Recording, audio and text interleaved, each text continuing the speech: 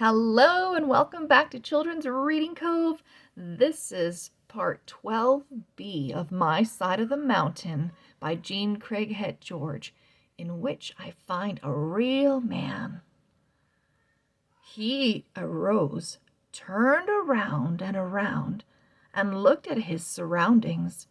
He whistled softly when I kindled a spark with the flint and steel. I was now quite quick at this, and had a tidy fire blazing in a very few minutes. I was so used to myself doing this that it had not occurred to me that it would be interesting to a stranger.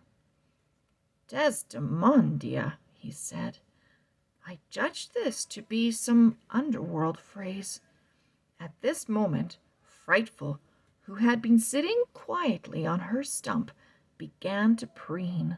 The outlaw jumped back, then saw she was tied, and said, "And who is this ferocious-looking character?" "That is Frightful. Don't be afraid. She's quite wonderful and gentle. She would be glad to catch you a rabbit for supper, if you would prefer that to venison." "Am I dreaming?" said the man. "I go to sleep by a campfire that looked like it was built by a Boy Scout, and I awaken in the middle of the 18th century? I crawled into the store tree to get the smoked venison and some cat-tailed tubers.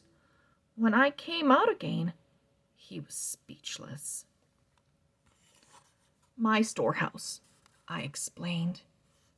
"I see," he answered. He just watched me. I was so busy cooking the best meal that I could possibly get together that I didn't say much either. Later, I wrote down that menu, as it was excellent. Brown puffballs in deer fat with a little wild garlic, fill pot with water, put venison in, boil. Wrap tubers in leaves and stick in coals. Cut up apples and boil in can with dog-tooth violet bulbs. Raspberries to finish meal. When the meal was ready, I served it to the man in my nicest turtle shell. I had to whittle him a fork out of the crotch of a twig, as Jesse Coon James had gone off with the others. He ate and ate and ate, and when he was done, he said, "May I call you Taureau?"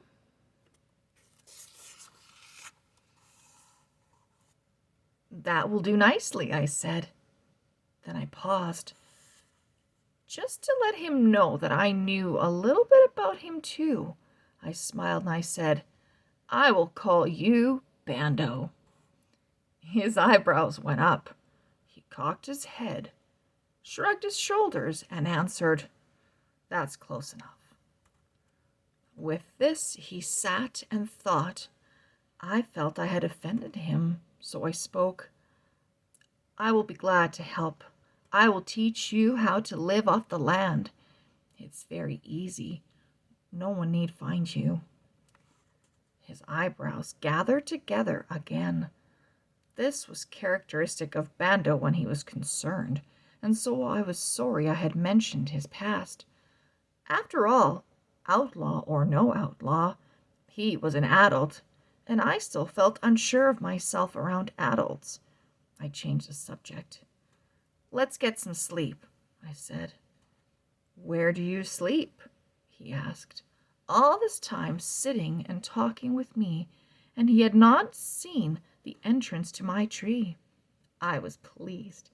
Then I beckoned, walked a few feet to the left, pushed back the deer-hide door, and showed Bando my secret.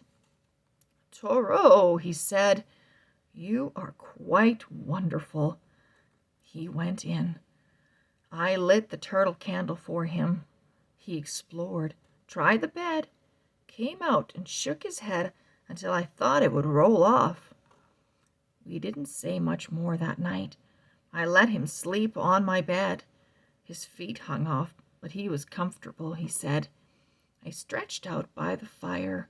The ground was dry, the night warm, and I could sleep on anything now. I got up early and had breakfast ready when Bando came stumbling out of the tree. He ate crayfish, and he really honestly seemed to like them. It takes a little time to acquire a taste for wild foods, so Bando surprised me the way he liked the menu. Of course, he was hungry, and that helped. That day we didn't talk much, just went over the mountain collecting foods. I wanted to dig up the tubers of the Solomon seal from a big garden of them on the other side of the gorge. We fished, we swam a little, and I told him I hoped to make a raft pretty soon so I could float into deeper water and perhaps catch bigger fish. When Bando heard this, he took my axe and immediately began to cut young trees for this purpose. I watched him and said, "You must have lived on a farm or something." At that moment, a bird sang. "The wood pewee," said Bando, stopping his work. He stepped into the woods seeking it. Now I was astonished. "How would you know about a wood pewee in your business?" I grew bold enough to ask. "And just what do you think my business is?" he said as I followed him. "Well, you're not a minister." "Right. And you're not a doctor or a lawyer." "Correct. You're not a businessman or a sailor." "No, I'm not." "Nor do you dig ditches." "I do not." "Well, guess." Suddenly I wanted to know for sure, so I said it. "You are a murderer or a thief or a racketeer, and you are hiding out." Bando stopped looking at the pewee. He turned and stared at me. At first I was frightened. A bandit might do anything.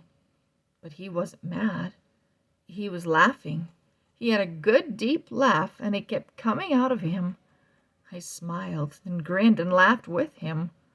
"What's funny, Bando?" I asked. "I like that," he finally said. "I like that a lot." The tickle deep inside him kept him chuckling. I had no more to say, so I ground my heel in the dirt while I waited for him to get over the fun and explain it all to me. "Toro, my friend, I am just a college English teacher lost in the Catskills. I came out to hike around the woods, got completely lost yesterday, found your fire and fell asleep beside it. I was hoping the scoutmaster and his troop would be back for supper and help me home." "Oh, no." My comment. Then I laughed. "You see, Bando, before I found you, I heard squad cars screaming up the road.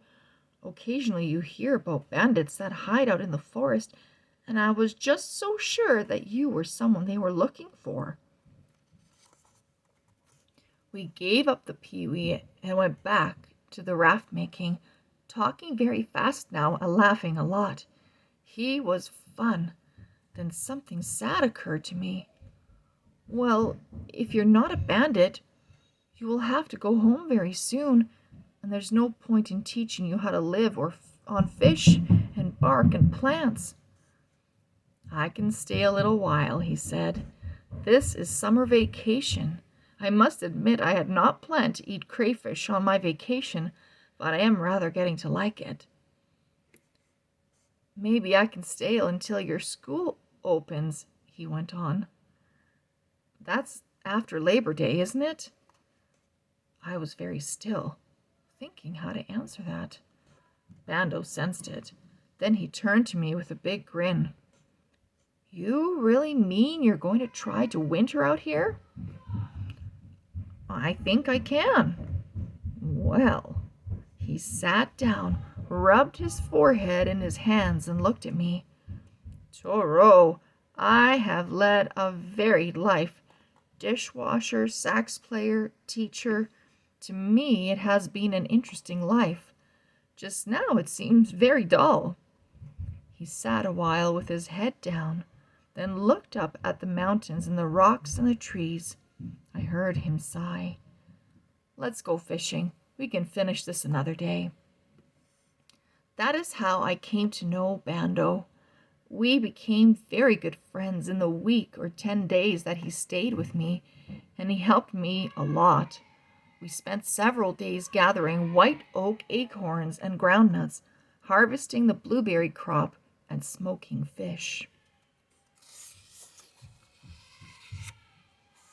We flew frightful every day just for the pleasure of lying on our backs in the meadow and watching her mastery of the sky. I had lots of meat, so what she caught those days was all hers. It was a pleasant time, warm, with occasional thunder showers, some of which we stayed out in. We talked about books.